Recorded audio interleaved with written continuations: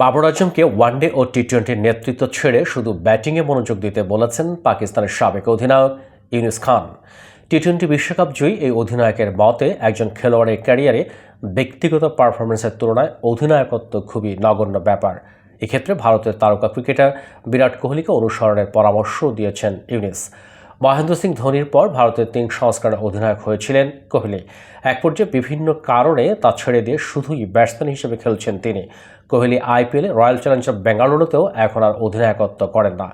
বাবর বর্তমানে দ্বিতীয় দফায় অধিনায়কত্ব করছেন। 2020 সালে 3 সংস্করণে পাকাপাকিভাবে নেতৃত্ব পাওয়া বাবর 2023 ওয়ানডে বিশ্বকাপের পর পিসিবির চাপে অধিনায়কত্ব ছেড়ে দেন।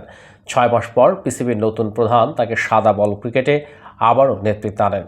বাবরের অধীনে গত 1 বছরের মধ্যে ওয়ানডে টি-20 দুটি বিশ্বকাপেই প্রথম পর্ব থেকে বিদায় নেয় পাকিস্তান। পাশাপাশি বাবর ফর্ম হারিয়েছেন ব্যাট হাতেও। সর্বশেষ বাংলাদেশের বিপক্ষে 2 টেস্ট সিরিজ সহ সর্বশেষ 16 ইনিংসেই কোনো 50 নেই তার। যে ব্যাটিং সামর্থ্যের কারণে বাবরের তারকা হয়ে ওঠা, সেটি তো এখন ফর্ম হারিয়ে ফেলায় তার এখন বাড়তি দায়িত্ব ছেড়ে দেওয়া দরকার বলে মনে করেন ইউনুস খান। 2009 টি-20 বিশ্বকাপ জয়ী পাকিস্তান দলের অধিনায়ক করাচিতে এক সংবাদ সম্মেলনে বলেন, বাবরের কাছে প্রত্যাশা অনেক বড়। খেলোয়াড়দের সামাজিক যোগাযোগ মাধ্যম ব্যবহার করতে হবে বুদ্ধিমত্তার সঙ্গে, তবে তাদের আসল জবাব আসবে পারফরমেন্সের মাধ্যমে।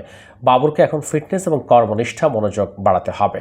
পাকিস্তানের একমাত্র ব্যাটসম্যান হিসেবে টেস্টে 10,000 রান করা ইউনুস খান মনে করেন অধিনায়কত্ব বাবরের জন্য বোঝা হয়ে উঠেছে, এজন্য কোহলিকে অনুসরণ করতে পারেন তিনি।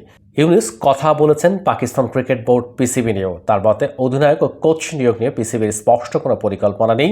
তিনি বলেন, আমার তো মনে হয় পিসিবি জানেই না তার কি করতে হবে। প্রায় দেখা যায় কোনো দীর্ঘমেয়াদী পরিকল্পনা ছাড়াই অধিনায়ক কোচ পাল্টে ফেলা হচ্ছে।